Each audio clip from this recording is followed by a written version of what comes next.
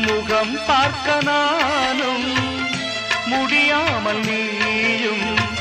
திரை போட்டு உன்னை மறைத்தாலே பாவம் ஒரு முறையேனும் திருமுகம் காணும்